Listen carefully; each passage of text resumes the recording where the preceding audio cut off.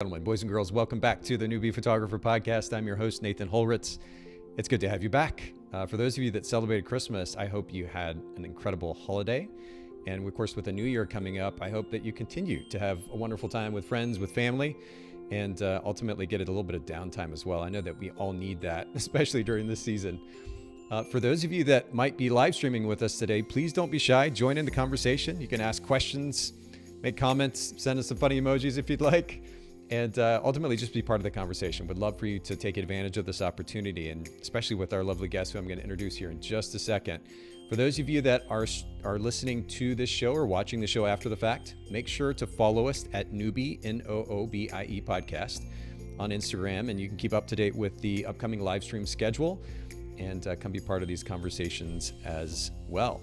And last quick note before I introduce our guest for today, make sure if you have not already, go to the Noobie Conference, noobieconference.com, Noobie conference.com. We have registration still open for the upcoming Newbie Photographer Conference, January 10th and 11th here in Chattanooga, Tennessee. If you have not signed up for that already, get your tickets before they go away and before that opportunity goes away. We'd love to see you at the conference here in Chattanooga in January. All right, enough of the intro. I want to bring our brand new guest actually to the Newbie Photographer Podcast. Lisa Aihara is here with me. Lisa, thank you so much for coming to hang out with me. I'm genuinely excited about this today. This is going to be fun. Oh my goodness, yes, it's going to be so much fun. I always have so much fun talking to you, so this is going to be a riot, you guys. It is going to be, yes. And for those of you who have not or don't know Lisa and who haven't heard her before, I interviewed Lisa a couple of times actually on the Bokeh podcast. So if you go to Bokeh, B-O-K-E-H, podcast.com, you can search for Lisa's episodes there, of course, in any of your favorite podcast players.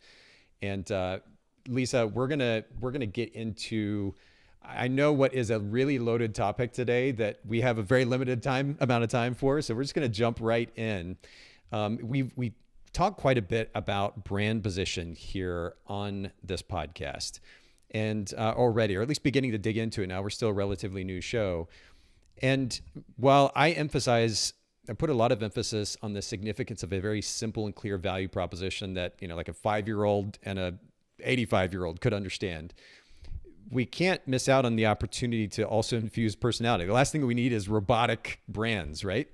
And I know this is something that you spend a lot of time talking about, that you've put a lot of emphasis on. Of course, your brand ultimately is about, and we're going to talk about your brand here in just a little bit as well. But what does it mean to infuse personality into a brand or into a brand position? Yeah, so for me, it's really about differentiating yourself, right? I think branding can be such a daunting topic, especially when you're just starting out, because it just feels like it's everything, which is what branding is. It's everything and anything that you do to make make yourself as well as your offering recognizable and kind of unmistakable. So while I think these straightforward value propositions are really important too, because you don't want to confuse your audience, right, at all, ever. But you also want to make sure that you're doing it in a way where you're letting your own personality shine as well. Especially in a industry like photography, your experience with your client is such a big part, right, of your service. So it's really important that the people who are, you know, kind of shopping around and checking you out know what it's going to be like to work with you. And that's really where this infusing your personality, making sure you don't sound like an AI generated copy on your website, right? Yeah. Is going to be really, really important. Yeah, and I mean, we laugh at this, but this is a reality for us in 2022, and especially in 2022. Actually, the way that AI has exploded this year on multiple levels in different industries is quite fascinating to watch, and we have to be very cognizant of that and how that affects our business and our brands, and respond accordingly. So you actually make a really, it's funny, but it's a very real point as well that we have to consider.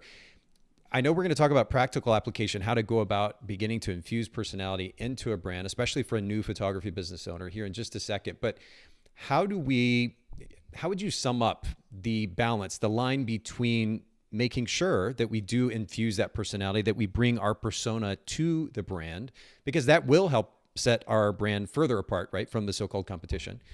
How do we balance that then with also making sure that the value proposition doesn't get lost in the process. And I know you probably know where I'm going here, but just to set this up for new listeners, there's something that's happened in the photography industry. It's a good thing ultimately, but over the last, let's call it 10 to maybe 12 years or so, photographers have gotten a little obsessed with talking about themselves on their photography websites. And a lot of new photographers who are looking at their peers may notice this and may even follow suit.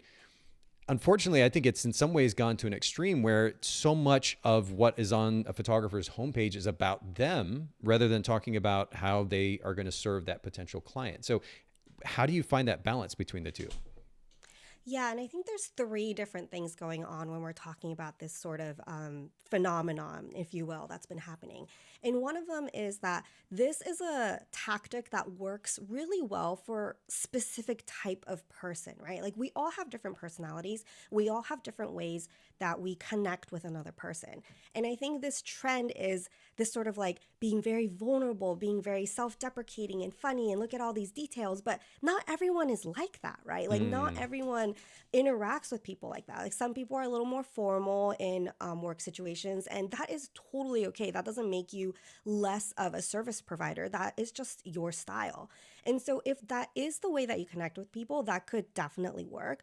But the second thing that's happening here too is I think that each level of relationship that you have with your customer or your potential client is going to be different. And that's just an easy way to talk about, the funnel, right? Like everyone talks about the funnel, which is really just the process of getting to know someone. Like if you think about, when you meet someone for the first time, maybe that's not the time where you go into your deepest, darkest, right, vulnerable little moments of like the hardest time in your life. Like that's kind of heavy for the first coffee meetup. And so think about it in that way too, where when your potential client is first getting to know you, that's when you hit them with these really clear value propositions, because one, they don't know you yet and they don't care about you yet. So we need to get them to get interested in you with those really straightforward things so that they know like, oh, okay, these are things that I am looking for. This is someone that, I want to get to know more. And then at that second part, when you're nurturing them, right, like they know that they're kind of interested in you already, but then they don't know if you're the one. That's when you charm them, right? You got to hook them first and then charm them second. And I think that charming process has to happen with your personality, right? Like whether it's stuff like, oh, I can quote, the entire like Anchorman movie, or I have 2 little kids. I foster puppies, like these sort of details that are going to attract other people like you, where you are going to be able to connect with them as a person, have common things to talk about. I mean, those are the charming details and personality stuff that you can put, but not at the front page of your website, right? Because that's not really an important thing when they're shopping and when they're trying to get interested in you.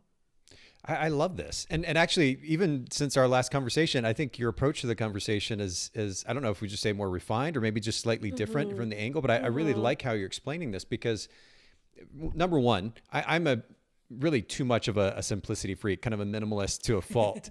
And so it's very easy for me to kind of go into an either or category. You might find this amusing, Lisa, but recently I actually made t-shirts that say both/and.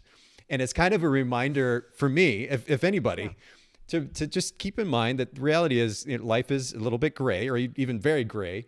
And it doesn't have to be this or that, either or. It can be both and. And so to your point, it's not that it has to be just value proposition or just personality.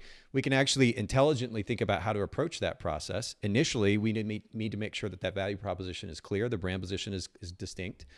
But then there's opportunity further along in that funnel to be able to communicate that personality. One follow-up question, and I know, again, with the limited time, we can only go so far with this.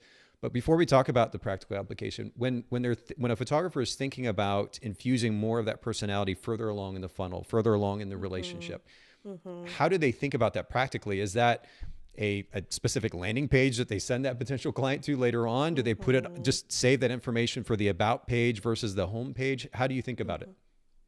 I think about it sort of in the actions that these potential clients are taking, right? So in your website example, the about page is a really good example where they had to click on something to get to the about page, right? And therefore they are kind of going further down your rabbit hole, Mm, if you will. And so those are the places that you want to infuse it. Maybe it's okay. in a welcome email because they already put in your email address and they're already showing some interest. Make them do something for you first, and that's when you know you kind of got them. That's like your second date.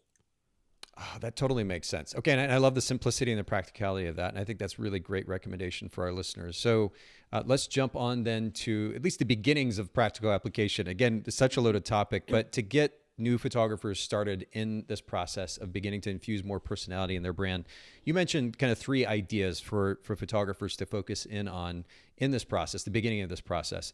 Can you go ahead and walk us through those three ideas? Yeah, of course. So I think the first one is pretty easy, especially for photographers. I think you guys have an unfair advantage in this arena. Have a really good brand photo of yourself. Like that is such a big part of putting a face to your business and making sure that you're there and not, if making sure that photo of yourself too is communicating all the things about your personality. If you are, minimalist guy like a certain Nathan that I know, make sure you're wearing a black shirt, right? And looking all chic and posh in your headshot. If you are kind of crazy and insane like me, like have some weird earrings on and Mm. be jumping up in a beach, like what have you. I have Have to say, these by the way, details. I was Yeah, noticing your earrings earlier. I really do love them. Yeah, they it's so are. much They're fun so much color. fun. Yeah, yeah. Yeah, this is made by a shop called Made by Mayberry. A special shout out to them because they're amazing and they just have all my monies. But I have to They're say, very it's also good. impressive because I think the colors even tie in with some of the colors that I'm seeing on the wall and back of you there. Yes, it is very on brand, right? Like I have a type and I make sure that it's all kind of everywhere, which I'm they're impressed. they're my happy colors. Yeah, and color also is another really big one. Like these are my happy colors. These are what um goes into my work. And I think with photography too, if there's a certain way that you edit, right? And there are certain colors that you punch up or that you tone down, have those colors lead you and they're part of not only your style but also your personality too because it's such a subjective thing and it's a really easy thing to communicate visually. So make sure that the colors that you have on your website, maybe the types of photos that you're choosing, are all in this sort of cohesive palette, and that will really communicate that so easily, right? Like yellow makes you happy, bright colors, like, oh, this is, someone who's fun. Like if it's a more muted, really pretty color palette with like the sand and this creamy beige and, the skin looks really flawless. You kind of get this idea and this emotional feeling from those visual cues that you really can't do with words. So that's another really easy way. And again, like photographers, you guys are cheating. You guys have those two things like in the bag. Yeah. Okay, so photos of ourselves, and I think it's Hmm. good to, you were kind of alluding to this, but highlight the importance of photos of ourselves that actually are an accurate reflection of ourselves versus, again, just copy pasting the template that we're seeing from other photographers. Because Yeah. fortunately, I haven't seen it as much, I don't think, as of late, but the really popular thing to do for a while there was like a picture with a coffee cup or mug in your hand next to a window, throwing your head back, laughing. And everybody was doing it. Yeah, exactly that. And so, like, what kind of real personality is infused in that process when we're just Yeah. copy pasting what the other photographers are doing? Same thing goes with colors too. I mean, as much as we joke about my black t-shirts, I mean, if I were to start, in fact, again, you'll probably laugh here, but I'm getting ready to launch a new brand. And Hmm. believe it or not, that brand, the brand colors are white and a very dark gray. I know you're super Oh my surprised. goodness. You're That totally blown is, away. yeah. You're going out of your comfort zone there. Really outside the box, yeah. But I love the importance that you emphasize of infusing brand or colors that actually are a reflection, maybe of the clothes that we wear, certainly that match our brand colors. I think that's really important. The other idea, the kind of the third idea that you had talked to me before we started was the notion of fun details. And again, Hmm. many photographers, it almost looks like they're just copying a template that they heard from a photographer at a conference or something at some point. And so the list is all the same, like the favorite food, the favorite, Hmm. show that they watch on Netflix, the coffee that they drink, they'd like to take their dog to the park, but it's all just the same stuff over and over again. How can they go about kind of changing the script there? Yeah, and I don't know if there are any parents out there who are listening who will understand this reference, but I think about this one Bluey episode. Bluey is this TV show for little kids based in Australia, and there's this episode called Unicorns where the father is playing as a puppet who's like this unicorn horse, and he's super obnoxious, and his catchphrase is, "And why do I care?" Right? Like the little dog girl will be like, "Oh, you can't be doing this," or telling him things, and he would just go back with, "And why do I care?"